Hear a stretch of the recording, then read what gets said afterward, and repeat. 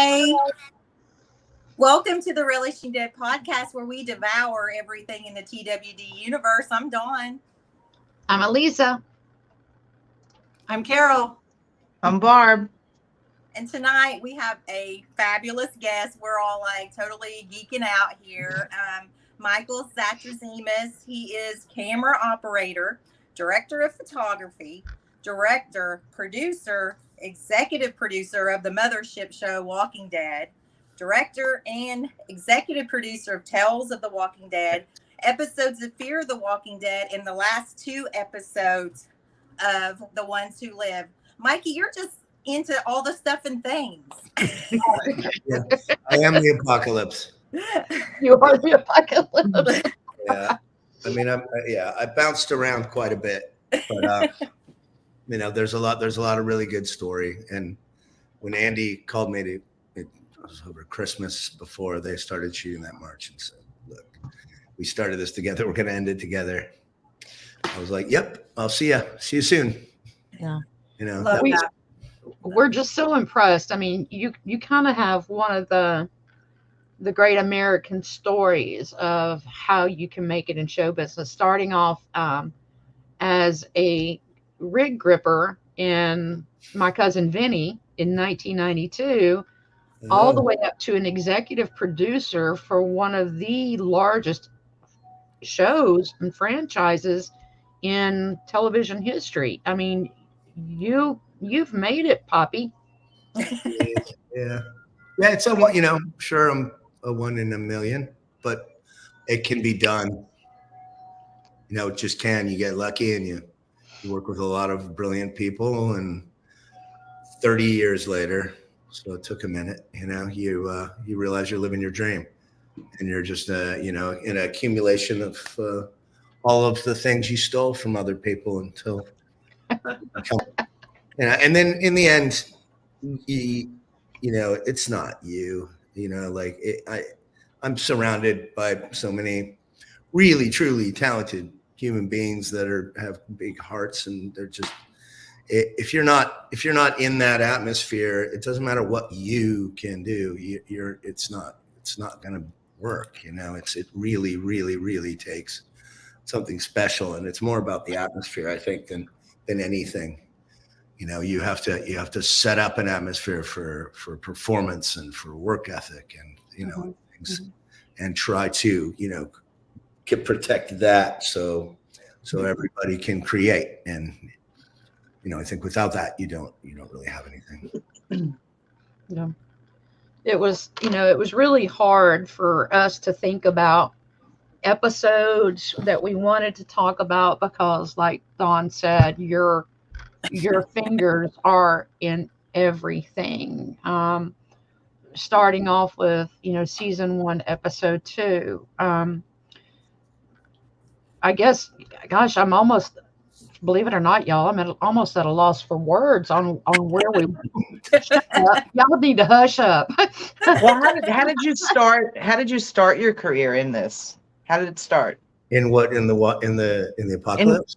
Anything that you did that had to do with television? Yeah, I was working in a rental house, kind of welding lugs back on cables, and a show came through, and they were like, "Hey, we can afford half a grip. You want to come work?" And it was like, "What's a half a grip?" And they were like, "Well, it was a lot more money than I'd ever made." And I was like, "Yep, poof." And I went out and started working on set. And when you don't know anything, you just got to move faster than everybody else. Right. That's really just the key to survival. Step 1 is just do the stuff nobody wants to do and move really fast. And then you just try to keep a wide field of view and pick things up. And, so I was working as a grip for a while, and then I was up on Last of the Mohicans, and this gaffer stole me. And then when they had to lay some people off, so I was in the lighting department, when they lay some people off, he was like, "Son, get over here." And he was like, "I don't ever want to effing see you in any other department other than the camera department. And if I ever on a film set again, and you're not in the camera department, I'll have you fired." And I don't, he handed me the red camera handbook he had bought for me and kind of pushed me towards camera. I don't, we didn't really get along, and he wasn't a very kind person. but you know, like it was an old mean, but he was very kind to me in that one moment and pushed me in the right direction. And, you know, you just find that there's these kind of pivotal moments, you know, you don't know how your career is going to go. You like, it just, you don't know, you know, whether the left turn or the right turn's right. You don't know whether taking one film is right or whether you should have waited and take you like to, you just kind of have to go through your career and, you know, hope for the best. You just do really hard work and then pick things up. And you know, in the camera department, I'm pretty sure I, you know, wanted to direct at that point, and you know, sat in editing rooms with like Ann Coates. It was my friend's mom, and she has an Oscar for Lawrence of Arabia. You know, back when they didn't even let women in film, let alone hand out those awards. She's somebody so special. It was really amazing. And so I sat in the editing room with her and kind of learned the director's language while I was camera operating. And, you know, I think I was putting all the pieces together, but you still just don't know if it's ever going to occur and how it's going to occur. And then I was working at Biltmore when Last of the Mohegans was filmed there. So y'all used some of the estate property for the filming of that. I wasn't there for that part, but I was up in the mountains. Well, speaking of your film, I think the girls really geeked out when they found out that you worked on this film. Yeah, The Crow. Yeah. Wow, you've done your homework, huh? That's what they do. I mean, that was special. I mean, it was tragic. Yes. Very tragic, and you know, I think you know, between that and the recent one, where you know, we're no longer using blanks in our guns. There's just no reason to do that anymore. But yeah, that was you know, that was kind of groundbreaking. Nobody had shot anything that dark yet. I mean, there was a brand new film stock that had just come out that could kind of see in the dark, so you could really shoot black on black on, you know, on gray on black, and you know, just these layers of darkness, and you could tell that movie was going to be a big breakthrough just in the visual look. And visually it was beautiful. Yeah. And you used a lot of that style that you utilized in The Crow over in the Walking Dead universe. In not only The Walking Dead, but I saw some of it as well in Tales. Yeah, I mean, I think I have an aesthetic that it's more of a language than, you know, than a style, because I think if you have a style, there's stories you can't tell, you know. Right. So but I think in the apocalypse, you know, this kind of aesthetic framing and, you know, and lingering the shots, it allows you to see, you know, the apocalypse is chaos. So if you're always moving around through it and overly handheld, which we tried for a minute on the Walking Dead and then got rid of, I think you know, you don't allow the audience to ingest, you know, the chaos and the decay and all of that. So I try to kind of lay out these classic kind of frames, you know, a lot of Western styled frames, I think, and you know, until you get into action, and then you gotta pace it up. But I think it's just a lot easier for the viewer, I mean, especially if you have. We've been really lucky. We have amazing production designers. You know, I mean, Bernardo Trujillo, who was on Fear, and then I brought to Tales, and he may be working with me on Dead City if I was to be working on that show. He is so talented, and but you know, it's you know, it's a disservice to not frame up his stuff to allow the viewer to see it. You know, the amount of work that goes in for us to, you know, give you 16 years of decay, you know, in the world is, you know, it deserves to be able to be seen. Well, we like the decay, we like the gore, we like the mayhem and the destruction and all. Well, I do. So we appreciate that. Yes. The more the better. The more the better. Thanks. Your directorial debut for The Walking Dead was probably one of the very first extreme controversial episodes, The Grove. Yeah. And, you know, I had visited with you online about how controversy is a reflection of true art at times. How did you guys, as the team, as the cast, as the crew, how did you approach the controversy of what this episode would bring, and how did you prep Melissa and Brighton for this particular episode? Well, Melissa, she's born to do heavy material. I mean, she's one of my favorite people on earth and one of my favorite actresses on earth. So really, it's just to say, I'm going to be with you. That's all. I mean, she can bring it. It was the girls, it was Kyla and Brighton. And that was, that's where your immediate, focus goes, is just like, so we had meetings and, I mean, there were 9, you sit down and talk about the death of their character and how it services the other characters and how important it is for their story, and start talking about humanity. And, halfway through the conversation, I'm like, oh man, evolution is moving really fast. These girls are so smart. They started running the conversation, and I'm like, oh man, I feel stupid. These girls are so wise. And, so it was having fun. I mean, we screwed around. I screwed around a ton with them in between action and cut, and tried to keep it light. And we played around and had a blast. Melissa, I mean, you just need to move everyone away, and let her take you for a ride. Chad, it was important. It was weird how you shoot it, because like Tyrese had very little till the end, and Right. But it was so important that he was a witness to the Carol and the girl's story. He had to see all of her struggle to be able to forgive her at the table when he put the gun across. So, just talk to Chad about making sure that he's stays locked in, and that he's a witness to it, because he's got to see her struggle. And then we had fun. Brighton is one of the most amazing child actresses ever. Yeah, she's crazy talented. Yes. Yeah. So much. And then once we cut it together, I had to keep my fingers crossed that there wasn't something horrible, a school shooting or something, because they were saying that if anything happens, within close to the air date, that it might be the one episode that never airs. Yeah. I was like, how could my first be the one that never airs? That would be awful. Well, So it aired. we're so glad that nothing horrible happened. There's enough bad already. No, it was really beautiful and elegant, and I really like those small scope episodes, because they're like little films. Yeah.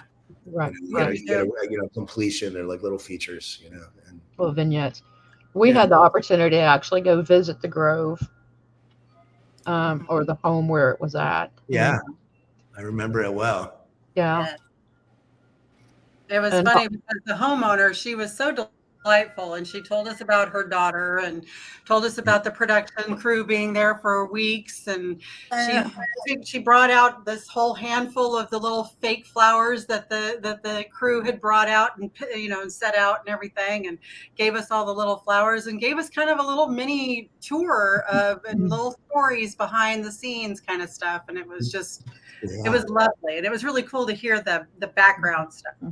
Yeah, we ended up hiring her daughter Hannah after that. She was the liaison for the house, and then ended up coming on for years with us. So Yeah. it was neat. Dawn, I think you had a question about the location. Yeah, Barb and I are really big location nuts. Like, we go down to Georgia and we search all these locations out. So how do you like get with the location scouts for your vision of what you want in that episode? Yeah, that's what I mean. You have a location scout that's always playing a little further ahead. So when your script comes out, you to save time, you start looking at images straight away of Pecan Grove, and then you want to talk about how you're going to shoot it. Like that one, we had to build a road with a tree eater around the whole back part of the perimeter, so we would destroy our set by trying to march all the equipment through it. So like you need to do that. We had to clear the grove because all those trees were overgrown and everything intermediate stuff, and then find out that everything underneath it was poison ivy. So that's all right. I made for an itchy week. I've had a decade of poison ivy, so this is like part of my daily living. But yeah, so you look at the photos, you looked at the little house, I mean, and that place just felt perfect. So we looked at a couple others, but this one was the one for sure right away.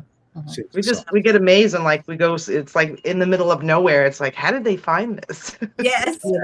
It's really your location managers. They're genius. And, a lot of times you're looking for private property because you have to, you have to alter it a little bit. You're always going to have to pull a tree or reshape the set. So, but that's its own kind of world, the whole location scouting world, because he's also got like 8 scouts, so they use Google Earth to try to find things, and then send 8 people out to take pictures, and then they shape it up for you, and then you go get in a van with all the technical people and go scout.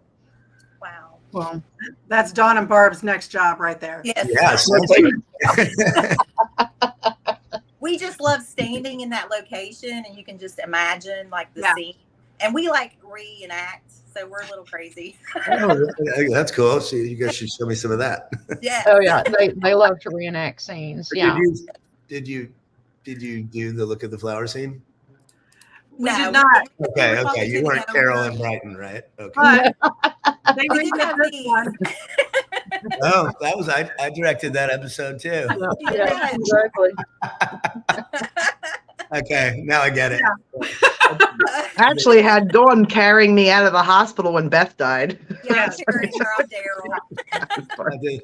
Yeah, Destiny and I did the train rail walk right past the what was it, the Claimers Mhm. house. Oh, We yeah. did that. We did that Yeah, walk. yeah. Okay, man, I remember that too. Yeah, we've Wow. done a few. Yeah. When we first go to the site, we get overexcited. So sometimes we forget because we're just excited to be there. But like anytime we've gone back, we try to reenact stuff. It's amazing. So another huge episode for the franchise that you were director of photography on, which was another controversial episode, was Last Day on Earth. You guys did multiple shootings of death scenes in an effort to keep it very hush hush as to who actually died at the hands of Lucille and Negan. What was it like coming in, introducing Jeffrey Dean Morgan as Negan, and going through that process of killing off, I don't know how many scenes you guys did, but so many other scenes of cast members getting killed off? It was the toughest I think we did it over 2 nights, maybe it's 3. It was the toughest 3 nights ever, because it was all your friends, all of your creative families, like suffering in stereo. And then, because we were trying to figure out who was pirating, and they thought, it might have been a Hollywood Foreign Press, and shot these other endings to ship them out in places to see if, Mhm. But out of all of the scenes ever to have to do extra, that's not even going to be in the story. It was really hard to watch so many people die, and our actors, were always, even if they're off camera, they were dragging themselves through the rocks and bleeding, and it's just like it was really hard. It was really, really, really tough. It was just all of the entire cast in their most dramatic suffering ever. So did you When you guys guys were actually filming- film every one of them? We didn't kill everybody. We just killed some others. But, When you guys were filming that, did the actors know who was going to be the final death? Oh yeah, we were literally only killing the other people so we could put that out. So if it got leaked, they were putting. It ended up being 3 versions, but Right. 3 different pairings. But no, that would be really horrible. So we saw Roulette to Yeah, because there was a break. I mean, that was a season ending, so Yeah. No, everybody knows. I mean, that's a big deal too, especially when you've been on with the cast for so long. It's handled in in a proper way, and So no we no saw surprises, no like surprise, you're the one. Yeah. we saw the leaked versions of Maggie and Daryl. Who was the other? You If you can did? tell us. How did you see leaked versions? Oh, yeah. Yeah, Eugene was one of them, I think, too. Josh, and then Wow. yeah, it's just crazy. Yeah, Well, you guys it Like, did to have to watch it and shoot it and be like, they're not even done. Like is. it becomes very personal. You know what I mean? Like that's one thing I never. I didn't think of. I wasn't part of a television show for so long. And when you do a film and there's, one script that, you know who the good guys are, the bad guys, you know who's going to die. Yeah. But like to be with somebody and never know when they are. And then all of a sudden they're up on the list, Right. you go like, oh my God, I'm losing my friend. And then Yeah. you go to their weddings and you hang out with them later and it's all good. But it's really personal at the beginning because you're. And you had to do a lot of that because there's been a lot of deaths. Yes. Well, yeah, and then and for a while we were killing the ones everyone loved the most. It's just part of. The girls love blood and gore, and they want big deaths. Yeah. And it seems to have shifted quite a bit from that episode to what we see going further. Was that as a result of the outcry of fans, or, I mean, because we don't see any really big screen deaths. So we lose Carl, which was huge, and we lose Sasha. But as far as like traumatic deaths. Yeah, I can't 100% answer that because I don't know. I wasn't in the room for whatever discussions came out of that, but the reaction was big. People were pretty torn up. But listen, we laid it out. I mean, it wasn't a light scene. It was puddles of blood and eyes popping out, and and just kind of mashed potato. Somebody. So, I don't know, it might have been a lot for a lot of people. It was a lot for a lot of people. Yeah. And some people stopped. I think some people were like, Carol's like, that's my favorite episode. I can watch it all day. I loved it. Look, Glenn's character was so pivotal and such a great character. And he deserved to have the most badass death ever. And I mean, he got it in the comic books, and my whole time I'm just like, please, if you're going to kill Glenn off, just do it like the comics. And that's exactly what I got. And that's why it's one of my favorite episodes, because that was just phenomenal. And the way that it was shot, where his face is just straight on and you see that eyeball hanging, I'm like, oh, yes. All right, Carol. Yeah. Yeah. I mean, that was kind of the promise, is like, everybody's gonna die, except for maybe Rick Grimes. But if you are, you're gonna get a great death. That was kind of the. Now I think that was big. That one stung, and it lasted a while. The wind up. Jeffrey had 7.5 pages of dialogue. Yeah. Wow. So up, like you're just pitted. I think you held the audience in it for so long, and then really, really, really gave it to them. So. Yeah, it was wonderful. And there were so many people that auditioned for the role of Negan, and the one that cracks us up was Matthew Lillard, because he played Shaggy on the Scooby movie. But after having Jeffrey Dean Morgan in that, there's no way we could have anybody else as Negan. Oh no! I mean, how could you can't? Plus, just Jeffrey's charming. He's charming as shit. I mean, he's a charming gentleman on earth. Everybody, you just love him straight away. He's just the greatest guy. And I think having that person inside Negan has been the only reason anyone's still likes this guy. I mean, like, I can't. That's shocking, but it's a testament to who Jeffrey is. He's my boo. He's my boo. Yeah. Oh my gosh. So I need to switch gears just for a second, because I have a question about some of the stuff that you have directed and filmed. And I we kind of watch some different shows before when we're gearing up towards having guests. And I had the pleasure of watching Lore. Oh, okay. Yeah. And holy crap. So my question to you is that when you were filming your episode, I think it was episode 6 with the doll, with Robert the doll. Yeah. Yeah. Did that doll not creep you out? Or, I mean. Yes. Yeah. The whole story, that was actually the first episode that we shot. I was meant to do the first 2, and then Laura pushed into the Walking Dead going back, so I could just do the first one, and they ended up just airing it last of the season. But yeah, the whole deal with that doll, I was working with the showrunner of the X-Files, and you, like, if you're going to go visit the doll or the house, you have to actually ask permission. So we sent him an email. Like, I was like, let's just not do it. You know, I'm like, it doesn't, who cares whether it's right or wrong, but like, if that's the rules, let's send the damn dude. So we typed him an email saying, we're really going to show, we're going to shoot something depicting your journey and your story, and I hope that you're good with it, and don't come haunt us.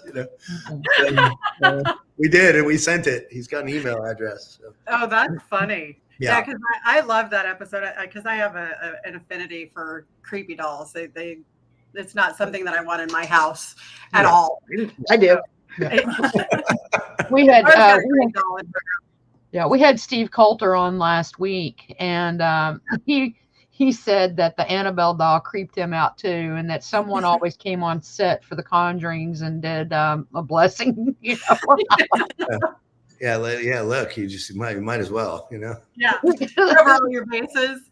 Yeah, I'm not gonna mess around. I just want to tell the story. I don't want something to attach themselves to me and then I drag that around with me. The rest of my life. Funny. Now, you left Walking Dead at the same time that Morgan did, pretty close thereabouts, and you switched over to Fear the Walking Dead. Yeah, we went over with Lenny. I was about to leave the Walking Dead full time anyway, and just be directing full time, and I'd said that, and then Scott Gimple said, "Hey, do you want to help me reinvent Fear and try to bring that over?" And I'm like, I've never reinvented a show. Let's see what I'm made of. I think some moves you do, you're testing yourself, see what you're made of. So I took that to go over there, and then going over with Lenny. Lenny James is, again, another brother, and I love the guy inside and out. So to get to go do a journey with him was fun. Yeah. And, to end it with him was fun. We love Lenny. He's going to be at our event in May at the camp, so we're excited about Is that. He? Yeah. Cool. And Mo Collins and Daryl Chill is going to be there as well. Oh, right on. There, so Mo Collins is mine and Elise's BFF. So we love him. You had made the comment in an article I read, Michael. We are our history, and we saw that in season 8. And I know my girls are going to love this when you do the callbacks to the original Walking Dead, with returning to Morgan's house, returning to Sanctuary. That was so pivotal and critical for the Mothership fans. That you did that, and you reconnected those original TWD characters back to their original ties. How did it feel taking those characters back? Amazing. Because I remember it all, so, it's you're going back to, I was going back, so nostalgic, I'm going back to, to sent me back to where we started, just the same as going to the ones who live with Andy. And, it's like, it was tough because we had to build them in Savannah. So, I thought, I'm like, are we taking a field trip? We're going to go back. No, we're going to go back to what we can do is build it. So it was trying to remanufacture the Sanctuary and the pilot house. And I thought we did pretty good. So, and then burn it down, Yeah. And then burn it down. That was great. Yeah. Are there any Easter eggs that you have hidden in the ones who live that are going to be very difficult to find? Not really. To tell you the truth, the ones who live, when I jumped in, all I wanted to do was just honor that epic love story and find a way to build it out and keep it big and finish it up. So like I mean, I don't know. Yeah, I can't speak on any of it. Yeah. Yeah. Can't speak. Gotcha. Okay. Yeah. So I won't even ask about Dead City. Inside the mind of Scott Gimple. There you go. Here you go. But That's a I will typical tell you Scott this. Gimple response. Yeah. I will tell you this, when I was watching The Ones Who Live and I watched episode 5, the exact words that came in my mouth on the podcast was, "This feels like home." And now I know why. Oh, yeah. You were amazing. That was a fantastic episode. And with Pollyanna's death, right? But that performance, I mean, to sit there dying and then have 5 pages, drifting in and out. And, that's we sat and talked about that, about like, kind of leave in some lines and then reground. And, but boy, she just knocked it out. I mean, she had us all pinned down. It's really difficult to be dying from 2 separate ways, from bleeding out in your side and your neck, Right. and being pinned down on the ground, and then dump out 5 pages. Like, it doesn't. It's hard to make the lie become the truth. It just is. I mean, it's really hard. It's got to sit behind their eyes. But like, she does it in a way. She's another person I love and admire. Yeah, she's going to be at the camp in May too. So I think we need to try to get you at the camp sometime in the future. That's the pattern I'm seeing here. Michael just needs to come and hang out on the back porch with us. That's all. He doesn't have to be I do that for sure. I know he likes sake, so we'll have to bring out a bottle of sake for him. Okay. Done. Been doing the research. On your Tales of the Walking Dead, you were the executive producer for all of the episodes. You were director for 3 of the episodes, 2 of which I absolutely loved. And it was Dee, because I'm a huge Alpha and huge Samantha Morton fan. She's my unicorn. And Devin.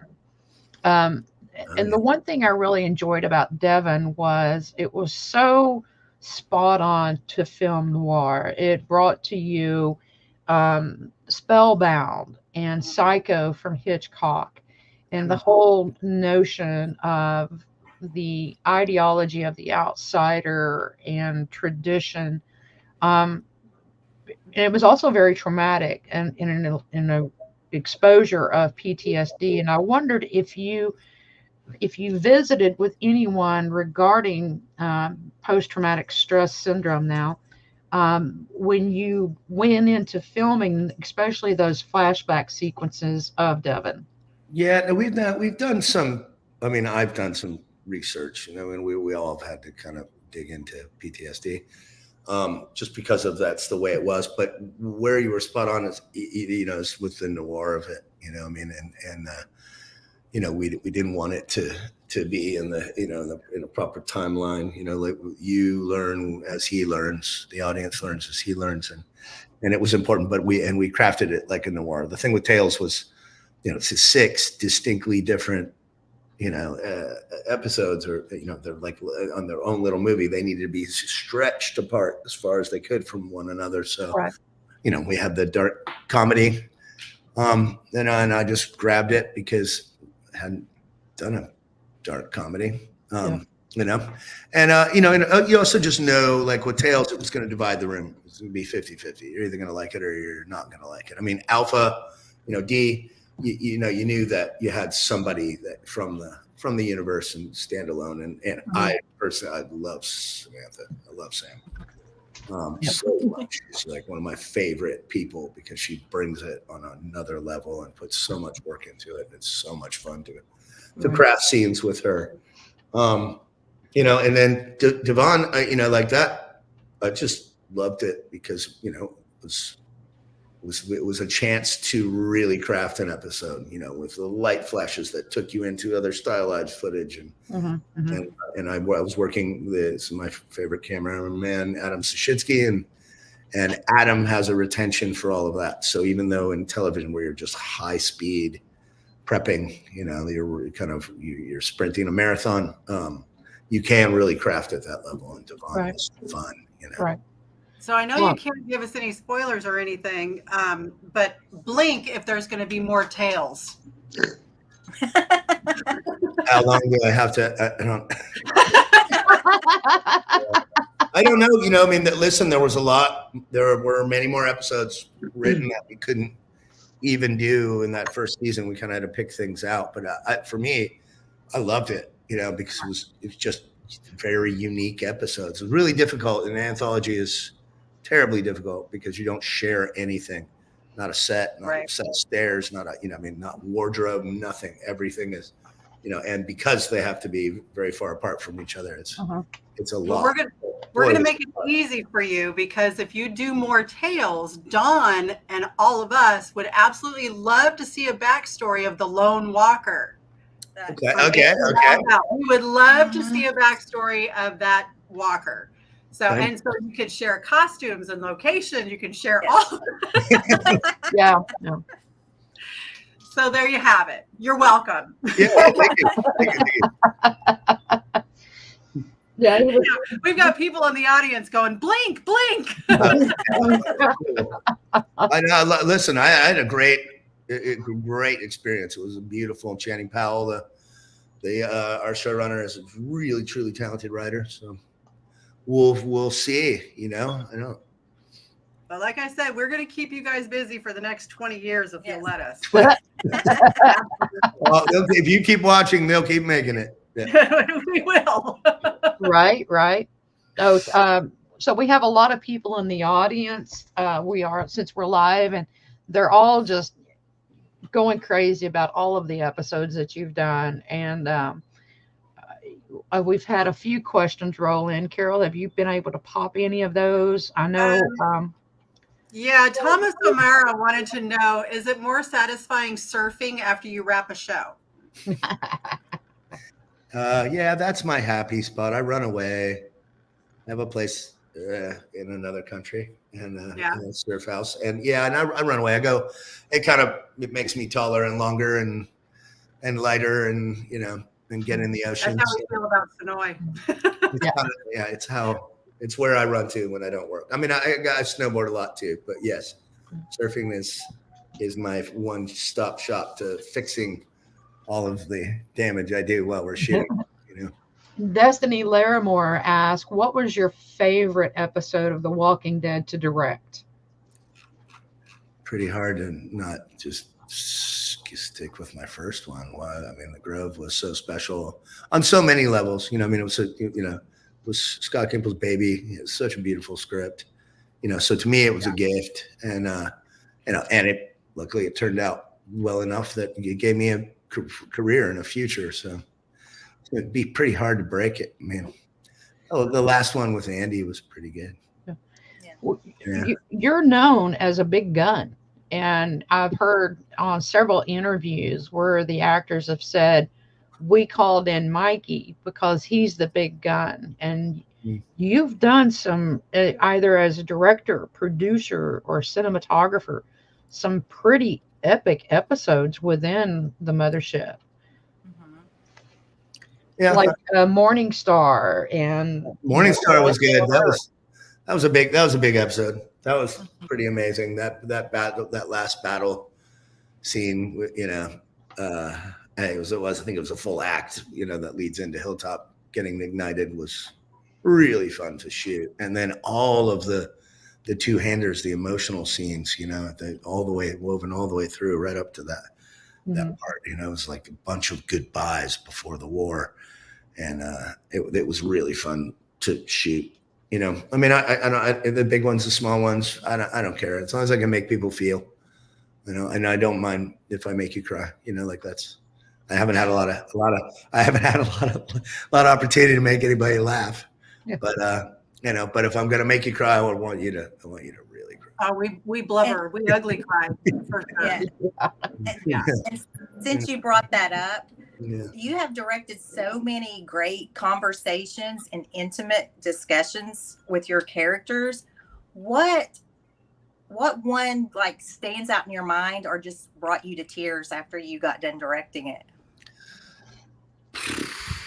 I mean, the Grove, the table with Tyrese and Melissa was electric, and Chad had just recently lost his sister, and so it's like all this, it just became religious for a moment and really beautiful. We all sat and talked to each other like when it was over. It was just it was a very special moment. I mean, Cassidy and Melissa, like sitting up against the house, and like those two are so talented. They both almost break me all the time. Yeah. I do remember what episode were we were laying underneath the cars when the horde came through. It was like maybe 102. The second episode, is that when we were doing that? And Melissa, I mean, at that point in time, I didn't even know Melissa was actually an actress, because she just kind of was hanging back in the back, like she's just, Melissa's always like, don't shoot me, don't worry about it, I'll be over in the back, but nobody knew how powerful she was. And I remember crying in the eyepiece, and going like, what? She's, watching her break down while her daughter's going to run away and she thinks she's dying, So I don't know. There's been so many. It's been a lot. Those are a couple. Yeah. Did you enjoy working with Frank Darabont? I love Frank. Yeah. I mean, he, one of the better directors of all time, and infectious and demanding and visual, and just all the good things that you want out of a director, We felt a lot of that, I think, as fans when Angela King came on board. We felt a lot of original, going back to the kind of the original feel of the show. Yeah. Yeah, that's cool. I mean, she's basically an OG as well too, and I think there were a few times over. I mean, if you're lucky enough to have a show that's this successful, a few times over the course of it, you're going to course correct a little bit and be like, whoa, where are we? Are we over? Have we gone too far away from what we were? I mean, I think even the beginning of the second season, like it was too much handheld, and we were all over the place, and then we just corrected and tried to shoot it the right way. Right. Thomas O'Mara said in the episode that you directed on Fear, Laura, with Jenna and Garrett, when she tells John about her loss of her child, that was a very emotional, and it was a very emotional episode. Yeah, that was beautiful. I mean, I wanted the love story. Ian and Andrew, the showrunners, had pitched me the first half of the season, so I want this and I want this, and I was like, I want the love story, and they were like, okay. Cool. But, we just don't have very much of it in the apocalypse. Like, I'm like, please let me tell the love story. So, and if you fall in love or you have kids, they're going to die. That's how it goes. And also Garrett and Jenna are so amazing. Carol was especially thrilled about Fear for one thing. What was it, Carol? Skid mark. Okay. I was so happy that Skid Mark came back. Yeah, I felt like I was a little forced, but that's okay. No, it was not at all. It was the ending that it's like The Ones Who Live. It was the ending in Fear that everybody deserved. Everybody knew they wanted it. Yeah. They just wanted that damn cat to come back. Daniel needed his cat. Needed his cat. I know. It's like the ending in The Walking Dead. We hadn't seen Dog in a while, and as soon as he came back, they screamed, "Dog!" When I was watching that episode and I'm sitting on my couch, I jumped up. I threw everything that was in my lap. I was dancing in the living room. I was texting these guys, going, "Skid Mark's back!" Yeah. I was like, if we had any VFX money, I was gonna take half of Skid Mark's tail away and one ear away, and have him running through the radiation. He looked a little worn. He looked a little worse for wear. Yeah. Oh my gosh. That was great. I was so happy Skid Mark was back. It's the little love the things, animals. Mike. It's the little Yeah, things. no, but I know. Look, we do talk about that. Like with animals, you got to be really careful. They Even die more so than too. little You can kids. kill a human character. You Yeah. start killing the animals, people are coming for you. So Yeah, you can kill off a little kid in a grove somewhere, but don't Yeah. mess with Yeah. that. Don't screw the animals. yeah, it's true. Yeah, I know that when I watch the fan reaction, they always say they like to kill a lot of animals on this show. We've stayed away from a lot of it intentionally, you know. So after 13, 14 years with an apocalypse show, could you survive an apocalypse? I do pretty good for a while, you know. But who knows? You know, I mean, I don't know. I'd be more worried. You know, I'd probably just start killing humans straight away. Because that's what happens this deep into the apocalypse is all the humans that are the threat, you know? Right. Exactly. You got to clear. Yeah, you got to clear That's right. it, you know? What was it? Carol, you saw Kari yesterday, Kari Yeah. Payton yesterday. And how long I did he say he could last? 7 seconds. 7 seconds. No, it was the panel that I saw because we didn't. 7 Me and Carol seconds. went. That's a good answer there. We didn't stick around, but they asked Ross, and he was like, "Oh yeah, I've got this. No problem." And Ezekiel's like, or Carrie Payton said, "Yeah, I could 7 seconds. That's it." I'm the I'd hang same with way. most of my film crew just because, like, all the effects guys. I got some pretty tough, hardened guys. I would hang. I would hang most of with my film crew. You know. You'd hang with them. Yeah. They got the big trucks. They got all the gear. You know. You got the MRAP, man. That's all you need is the MRAP. Yeah, the MRAP did pretty good. I know the MRAP made it. Yeah. So when we go to Sonoy, we always, you know, like the girls said, we go to locations. But the last time we were down there, we went by Stalwart Studio lot, and Commonwealth is still up. So do you have any predictions for? You need my eye. Blink, Mike, blink. I love that. I saw you, Carol. You're like reading my 1-inch box. A 1-inch box. Yeah. You know, I don't think there's any Commonwealth. I don't know what the plan is with that. You know, I mean, we obviously have a few shows, couple shows in motion that we all know about, and Sonoy, I don't see it cranking back up, but you never know. You've got stuff and things that you can't always talk about. You never know. Yeah. You never know. I love that. Do you have any? I still get surprised by a lot of the decisions, so it's not. You know, we don't sit in one room all the time. You know, there's a lot of stuff that goes on behind the curtain. Do you have a favorite location that you filmed in?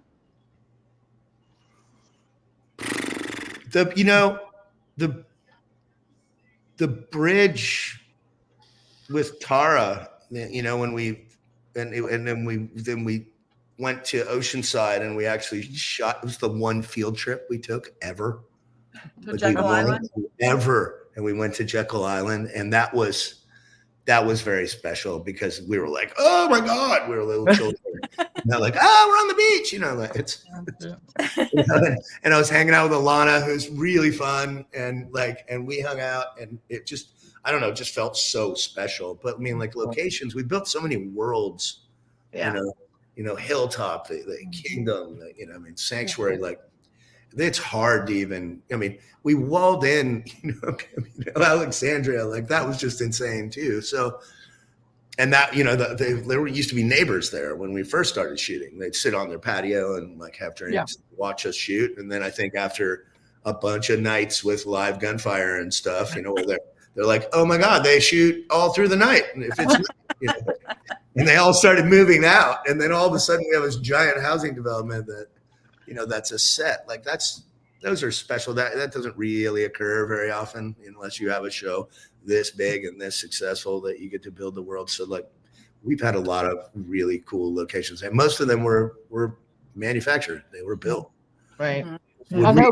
Just really Barb and I got to do the studio tours that they held there for a while, and going and seeing Hilltop and walking through the Oceanside houses was just, it was it was unbelievable. Yeah, when they started dropping in the pilings for the telephone poles for the wall around Hilltop, I was like, whoa, it's so much work, and then build that giant house. It's really, really impressive stuff. Mhm. Well, and to have a whole neighborhood like Alexandria and have a whole wall built around a neighborhood where people are living in those houses, not all of them, but most of them. I mean, that's a big undertaking. Yeah, that was, I think it's like Tom Luce and the city figuring all of the politics of all of that out. Sometimes I don't understand. I don't know how those things work out. Yeah. But it's pretty amazing. And, and luckily the show was already very successful. I think that a lot of things are easier to accomplish when you've got a successful show. Like a lot of people are pitching in. It's also with walkers. Like I don't know, so many people wanted to play dead. It's not that much fun. It hurts a little bit. It's a lot of high heat, and sometimes people passed out. But we never had a problem getting people to be zombies. They just want to come hang out and be a part of it. Yeah, several of our friends were walkers on the show, and they would just talk about just the immense heat and everything being in that full prosthetic, and about how, even Ryan Hurst, Big Bad Ryan, had a little bit of a heat stroke, on his first outing as Beta. So it was intense looking, checking yourself for poison ivy and ticks every day, I guess. Yep, that too. Yeah. Had many of those and chiggers. So all the insect world. Tina in the comments wanted to know, are there any current shows besides the Walking Dead franchise that you would like to be a part of? I don't know. I would have done some of The Boys. I know Jeffrey went to go do that, and I was like, man, that would have been cool to go over there and do a little bit of that. Yeah. What did also again with like Stephen Beef was mind blowing. I think those are just kind of single shows, but boy, that was truly impressive. Like that was about as well crafted and beautiful as you can, and I like the darkness. To it, like that was really impressive. Right. I agree, Anissa. I think that Michael would be a great director for the show From. Yes. Okay. Yeah. I haven't seen it yet. Oh my God. Yeah. Okay. Fantastic. So did you take anything from set as a trophy? Maybe. I have some stuff, but He's got some stuff and things. Yeah. No, I have one of the. Do you remember when Michonne came back in Alexandria and just was hacking that body apart, and Rick had to come grab her? Like the end of that night, prop guy just came up and he's like $36,000. I was like, what? He goes, $36,000. And I'm like, what are you talking about? He goes, well, the 8 swords that you broke tonight, it's $36,000 for her, like Shira swords. And then he had one in a black bag for me, so I was like, please don't ever tell me how much anything costs, because I don't want to do it anymore, I won't do it anymore. But, and she was going for it. So they were just bent and gnarled. And oh my gosh, how funny is that? But I didn't know it was that much money. Oh my gosh. Wow.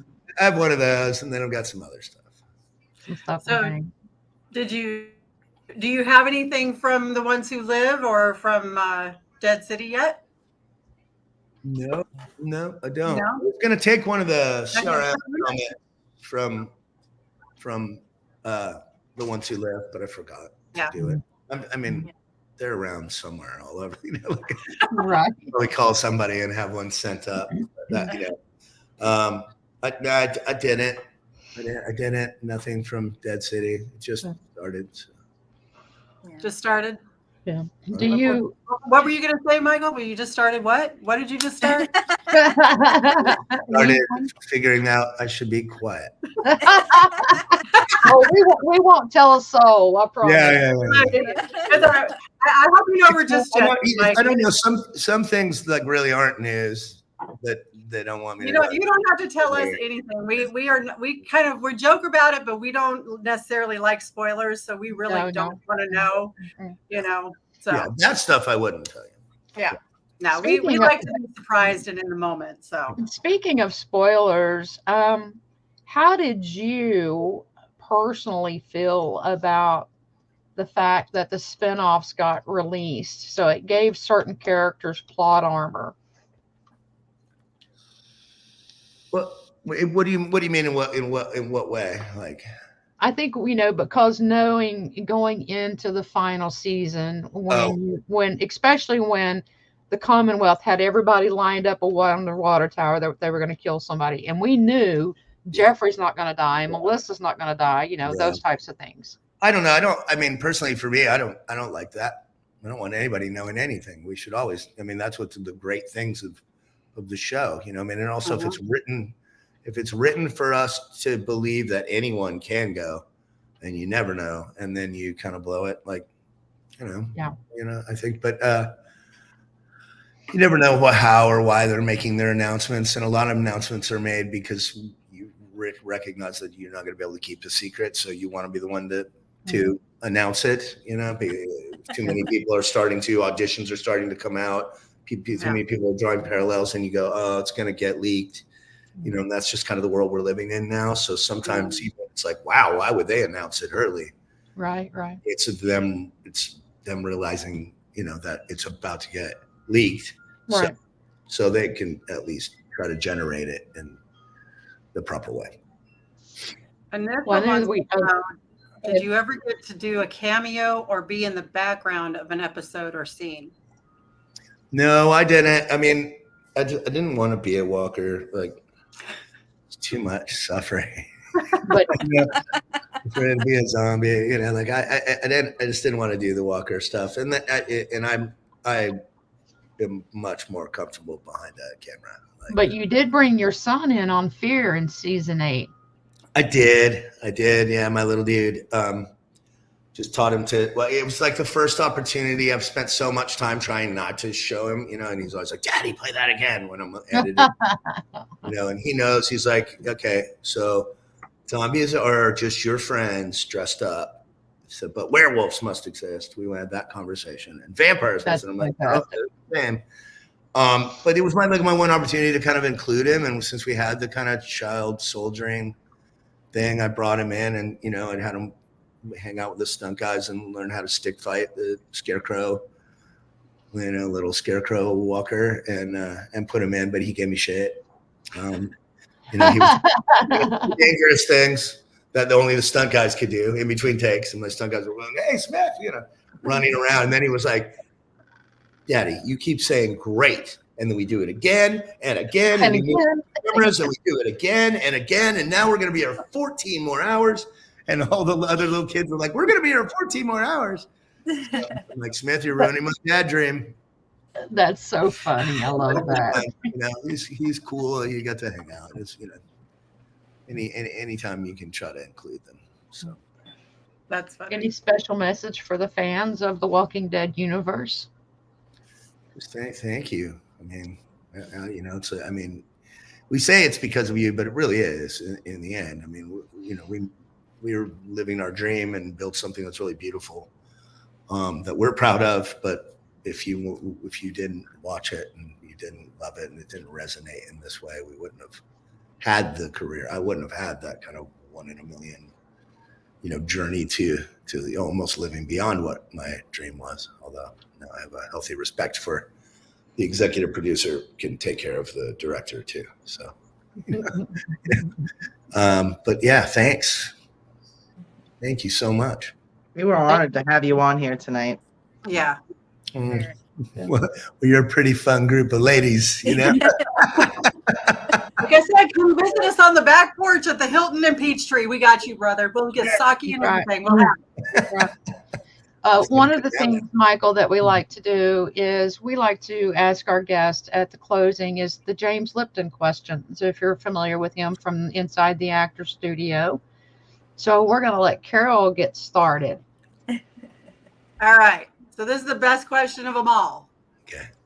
What's your favorite curse word? Fuck. Yes, yes, and he said it without any type of reservation or nothing. Right off the get-go. That buck, like Sophia came out of the barn. You know what I'm saying?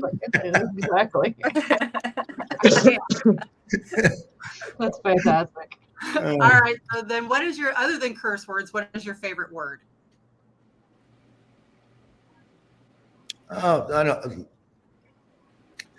Filmmaker, elegance, love. I have a lot of them. Humanity. You know, there's a lot of things that we try to include in our creation. Mm-hmm. So, What's your worst favorite word? No. Yep. How many times does your wife say that to you? Oh, she's allowed. You know what I mean? Like that's a different kind of. That's a different no. In my creation, I don't want to There hear. you go. In your creation. Yeah. In my creative life. Yeah. Yeah. Next. Human. I'm still a human. You know. Barb. What turns you on? The lie becoming the truth. You know. Mm-hmm. Wow. Okay. It's magical. That's Mm-hmm. kind of religious to me when I realize that like our fabricated lie is so much the truth that I feel the emotions, and I know that you'll then feel the same emotion. Like that's Amazing. I like pretty, that. that's pretty amazing. What turns you off?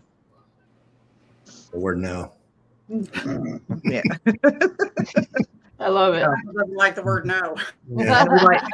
We like to add our little own touch to the question. My question is, if you could have a dinner party and you can invite 3 actors, dead or alive, who would they be?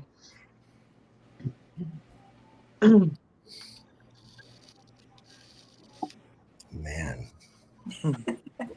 It's always the hard one. This one was really hard. Oh God, I'm just gonna have to throw it away. I don't know. I mean, I'd have De Niro and maybe Sybil Shepherd, and I don't know, and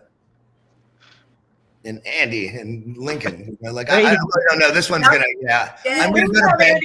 I'm gonna go to bed tonight and come up with the real answer, and then call you tomorrow. No, you can do that. That'll work. And let you know. Yeah, that was a tough one. Yeah. Yeah. Dawn. What's your favorite sound? Silence. Yes. What's your least favorite sound? My cell phone ringing. You know, the annoying sound of your phone ringing. I feel that. I feel that. Yeah, I feel that. And then I add a question. If you had a birthday party or a party and you could invite 3 musicians or bands, dead or alive, who would you invite? Maybe this is easier. Leonard Cohen, Dave Grohl, and Stevie Nicks, maybe. It feels weird. And there you go. I love that mix. I love Leonard Cohen. So. Yeah. What profession other than your own would you like to attempt? I don't know, maybe psychology. You know what I mean? I can see that. It's a good crossover. I find that interesting. You know? What profession would you not like to do? Surgery. Of any kind. You know what I mean? Like I've seen the bad surgery for the last decade. You know, like, it just, you know, so much blood and guts that I don't want to cut people open and give them new livers. Like that's Oh my God. very uninteresting after 14 years. Right. Yeah. If heaven exists, what would you like to hear God say to you when you enter the pearly gates? You did good, dude. I love it. Yeah. That was fantastic. Well, Michael, you have been an absolute joy. It has been our greatest and highest honor to have you.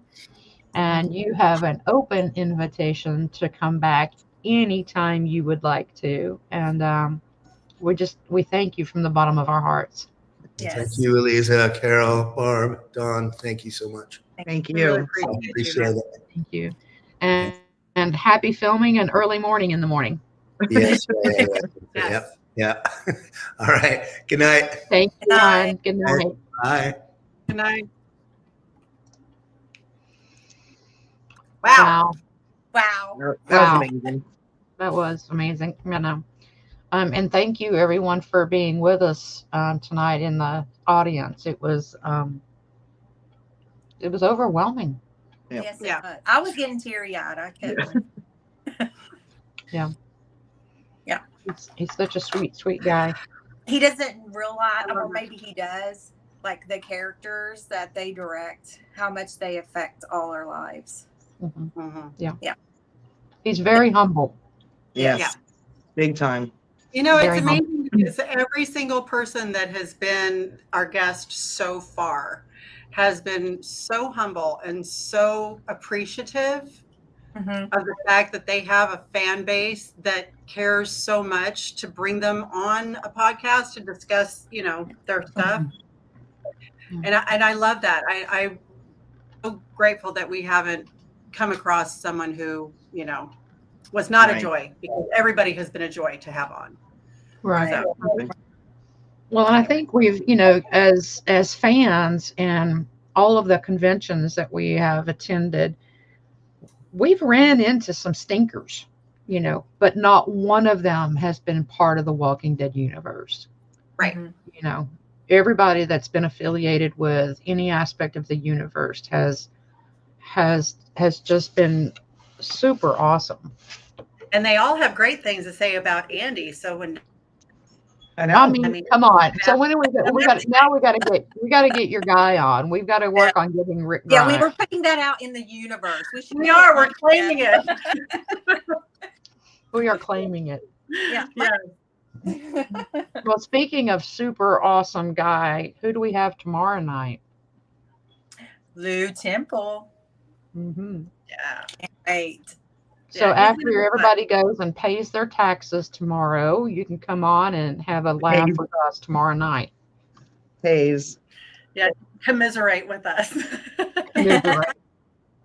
Commiserate. Yes, drown your sorrow with Lou Temple. That's what we're going to call it. Oh, I've got a lot of sorrow to direct at him then. Yeah, I got a big sorrow. Big I sorrow. don't. Anissa's like, I get a refund. Shut up, Lanissa. Shut up, Yeah. Anissa. Thank you, Jennifer. Jennifer said you ladies are getting great guests on, crushing Thank it on the you. podcast. Thank you, guys. Thank you so Thank you. much. Thank And you. thank you for coming on. I know it's a weird Yes. night. Thank Yeah. you for joining us. We really appreciate you guys. Yeah. So, We really appreciate Anyway. every work and shares. Like when you all share, we really support that. Thank you. Yeah. We really appreciate it. okay. All right. I love you guys. I'll see you girls Love you. tomorrow. All right. And we'll see night, you everybody. guys in the audience tomorrow. Bye-bye.